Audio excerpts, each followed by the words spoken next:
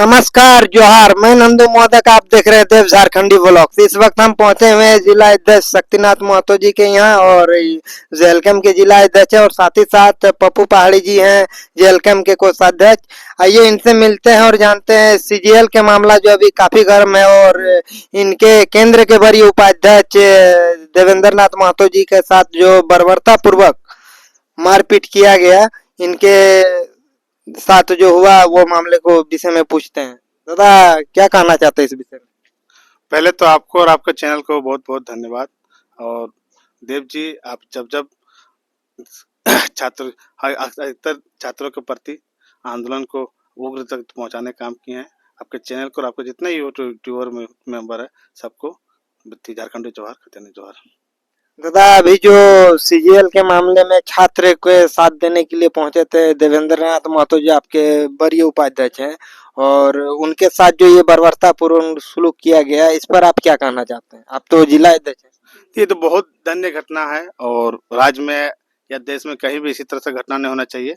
आज राज्य में सीजीएल के विरोध में छात्र लोग आंदोलन कर रहे थे, शांतिपूर्ण आंदोलन कर रहे थे। न कहीं प्रशासन द्वारा, या बोलिए या तो माफिया, जिसके माध्यम से सीजीएल का सीट का जो न्यूज में और लोगों पर सोशल मीडिया में आता है कि सीजीएल का सीट को बेचा गया है।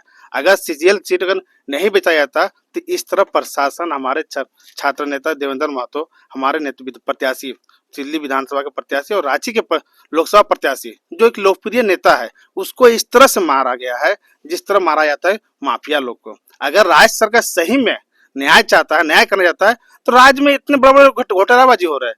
कोयला माफिया, जमीन माफिया, अबरक माफिया, और सीट को जो बेचा जा रहा है, ऐसे लोग खींच कर मारते हैं तो सीट न्याय नजर आते हैं। आप तो ऐसे लोग को मारे जो लोगों को, जो दर्द भरी दुख भरी लड़का छात्रों को साथ दे रहा है, न्याय की बात कर रहा है, आप इस तरह मार रहे हैं जिस तरह ये गुंडा है। एक आप जिस तरह घिसट के ले जाकर मार रहे थे कि लग रहा था कि देवेंद्र महतो छात्र नेता ने, प्रत्याशी ने, जो आपने हक अदा कर मांग करने गए वो नहीं, एक उनको आप आतंकवादी सोच लिए।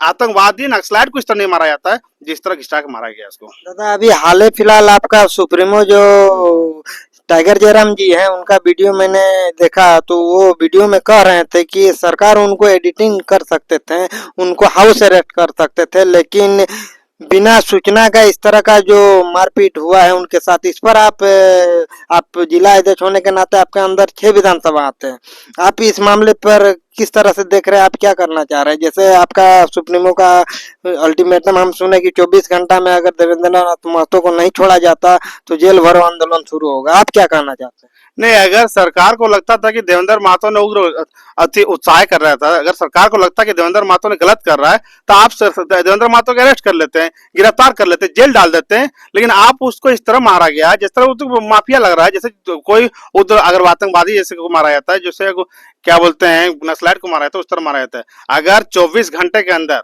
अगर देवेंद्र महतो को रिहा नहीं करते हैं तो जेल कैंप, सिर्फ धनबाद जिला नहीं पूरे राज्य में जेल भरो आंदोलन करेंगे। हम लोग तब तो तैयार हैं। जैसे ही हम लोग को आदेश आएगा, हम लोग अगर 24 घंटा के अंदर देवेंद्र महतो नहीं छोड़ते हैं तो 25वें घंटा में पूरे झारखंड में जेल भरो आंदोलन किया जाएगा। ये हमारे साथ एक शख्स और मौजूद है जो धनबाद जिला के कोषाध्यक्ष हैं, ये पप्पू पहाड़ी के नाम से प्रसिद्ध हैं, इनसे भी कुछ जानते हैं। दादा, आप क्या कहना चाहते हैं? सबसे पहले देव ब्लॉग के माध्यम से पप्पू पहाड़ी जिला कोषाध्यक्ष सबको जोहार, सलाम, नमस्कार, आदाब। दादा, ये जो देवेंद्र नाथ के साथ जो बर्बरतापूर्ण घटना हुआ, इस पर आप क्या कहना चाहते हैं सरकार को? देखिए, इस पर सबसे निंदनीय घटना है। कहाँ का ये, जैसे कि हमारे संविधान सबसे बड़ा बोला जाता है कि भारत में सबसे बड़ा लिखित संविधान है, और बोला जाता है विश्व में सबसे बड़ा लोकतांत्रिक देश है। वो कहाँ गया लिखित संविधान, और वो कहाँ गया सबसे बड़ा, विश्व का सबसे बड़ा लोकतांत्रिक देश, कि अपने अधिकार मांगने के लिए लाठी खाना पड़ता है। ये तो सबसे बड़ा दुर्भाग्य की बात है कि छात्र आज इतने बड़े अपने अधिकार के लिए लड़ाई लड़ रहे हैं, और उसके में एवज में अगर हमारे छात्र नेता देवेंद्र दास सहयोग करने गए, साथ देने गए, उसको घिसाट घिसाट के मारा गया। ये कहाँ का न्याय है? कहाँ का ये कानून है? ये कहाँ का मैंने क्या है कि इसको इस तरह से दयनीय किया गया, मारा गया? कहीं ना कहीं ये पूर्ण बहुमत का हक तो नहीं जता रहे हैं सरकार? देखिए, सरकार, हम तो ऐसे भी हम लोग बोल रहे कि सरकार पूंजीपतियों का ही तो लग रहा है, हमको जहाँ तक लग रहा है सरकार पूंजीपतियों के इशारे पे चल रहा है। सरकार बड़े बड़े माफियों की सराह पे चल रहा है। इसीलिए शायद हम लोग को लग रहा कि गिने चुने कुछ जेल कैंप के कुछ बड़े बड़े हमारे पार्टी लोगों को गिन चुन के इसको टारगेट किया जा रहा है।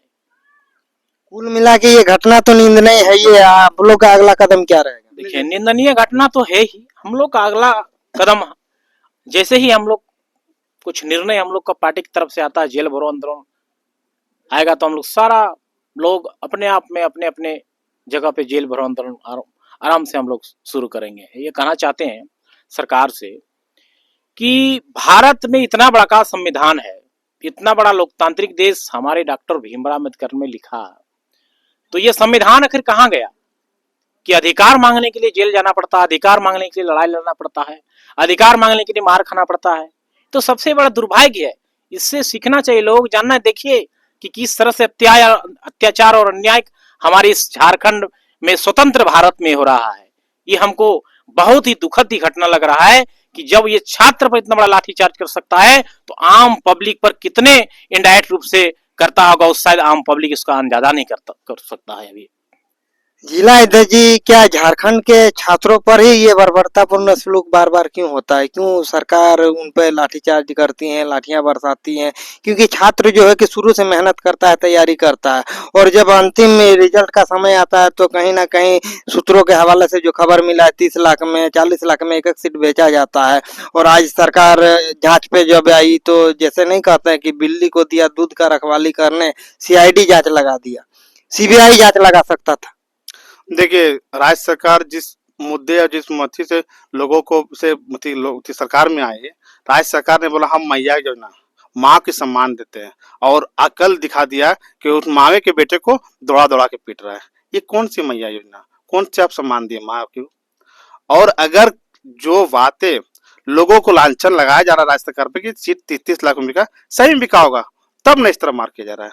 अगर ये सीट नहीं बिकता तो राज्य सरकार सबसे पहले कदम उठाती जांच करने की। अगर छात्रों को कहीं लगा, छात्रों आंदोलन तब करता है जब उनको कहीं से इंसाफ नहीं मिलता है। छात्र अपने आप पढ़ने में बिजी रहते हैं, छात्र को ये सब समझ नहीं रहता है कि आंदोलन करेंगे, सड़क पर उतरेंगे। छात्र को लगता है कि हम मेहनत करके भी, हम पढ़ लिख के सच्चे मेहनत करके भी, हम पढ़ एग्जाम दे के भी हमको उम्मीद लगे हमें नौकरियां नहीं मिलेगी, क्योंकि ये सारे नौकरियां बिक चुकी है। तब जाके मजबूर होके मरता क्या ना करता, पेपर लीक का क्या करता है पेपर, एक मिनट, पेपर लीक का घटना ये झारखंड में पहली बार नहीं औरों बार हो चुका है। तो झारखंड के छात्रों का साथ ही ऐसा दयनीय स्थिति क्यों प्रकट हो जाता है बार बार कि पेपर लीक बार बार होता है, छात्र इतना तैयारी करते हैं और कुछ कर नहीं पाते हैं? देखिए, राज्य सरकार को ठोस निर्णय लेना चाहिए था। राज्य सरकार एक गठित टीम बनाए, उस टीम से पेपर लीक, अब देखिए पेपर लीक जो व्यक्ति को आप सजा नहीं दीजिएगा वो बार बार करेंगे। अगर आप उसको पांचवी बार में रुकावट कर दीजिएगा ना, लग उसको डर रहना चाहिए कि अगर हम पेपर लीक करेंगे तो हमारे साथ ये सजा हो सकती है। आपने वैसे कानून नहीं बनाए, वो माफिया लोग समझ गया है कि राज्य सरकार कुछ नहीं करेंगे, 2-4 दिन लोग सड़क में आंदोलन करेंगे फिर शांत हो जाएंगे। यही तो ही रहा है, आंदोलन कर रहे तो शांत हो जा रहे। सरकार अगर सही में अगर छात्रों के प्रति है, छात्रों की ईमानदारी के प्रति है, छात्रों पर न्याय चाहती है, तो पेपर लीक होना नहीं चाहिए। जब बड़े बड़े आप एग्जाम, आप जब इलेक्शन करवाते हैं, हमको तो यह लगता है इलेक्शन में कहीं लीक ना हो जाए। पेपर लीक की दूर बात है, आने वाले दिनों में कहीं की पोलिंग में ना लीक ना हो जाए, जो मतदान दे के आएंगे वो पेपर लीक हो चुके हैं। ये साफ दिख रहा है कि राज्य सरकार कुछ करने वाला नहीं है। और छात्रों के प्रति, अगर छात्रों के प्रति ईमानदारी रहता ना, तो आज इतनी बड़ी घटना हुई, सबसे पहले राज्य सरकार हेमंत सोरेन को बाहर निकलना चाहिए था, वो छात्रों से जाके मिलना चाहिए था। देवेंद्र नाथ महतो पर लाठीचार्ज किया है, वो डीएसपी साहब नहीं जानते हैं क्या?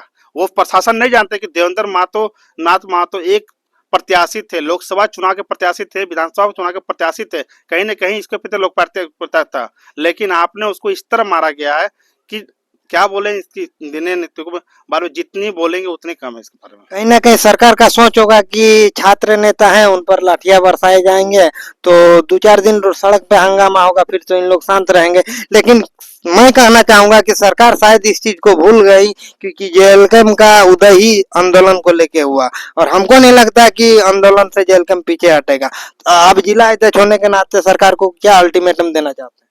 नहीं, देखिए सरकार सोचता है कि देवेंद्र नाथ महतो को 2-4 लोगों को लठिया से बरसा देंगे ना तो आंदोलन समाप्त हो जाएंगे। हम सरकार को चुनौती देते हैं कि अगर आप 24 घंटा के अंदर अंदर अगर देवेंद्र नाथ महतो को बाइज्जत बरी रिहा नहीं करते हैं और उन सारे प्रशासन जिसने गलत किया उन पे अगर कार्रवाई नहीं करते हैं तो झारखंड में जहाँ थी जेल भरो आंदोलन करेंगे। और सारे जेल कैम्प जो फायदा हुआ आंदोलन से, अगर वो लगता है कि जेल कैम्प को हम लाठियां से और डंडा से डरा देंगे तो वो जान ले कि जेल कैम्प का लड़का डरने वाला नहीं है। और साथ में छात्र के भविष्य की बात है, छात्र की मेरे सुप्रीमो विधानसभा में बोल के आए कि छात्र की लड़ाई में चाहे पहाड़ हो, दरिया रो या आग रो, टकराने के लिए हम लोग तैयार हैं। तो इस जेल कैम्प के 4-5 लगा को अगर लाठियां से बरसा दीजिएगा तो याद रख लीजिए कि 24 घंटे बाद 25वें घंटे में आप प्रशासन को तैयार रखिए। हम लोग सारे जेल कैम्प के लगा जेल भर आंदोलन करेंगे, आप लोग सख्त रोक लीजिए। बहुत बहुत धन्यवाद जिला अध्यक्ष जी हमारे चैनल में जुड़ने के लिए, और आपको भी पप्पू पहाड़ी जी नमस्कार जोहार। मैं नंदू मोदक, आप देख रहे थे देव झारखंडी ब्लॉग्स। देखते रहिए, जुड़े रहिए, ऐसे लेटेस्ट वीडियो मेरे चैनल में मिलते रहेगा। धन्यवाद।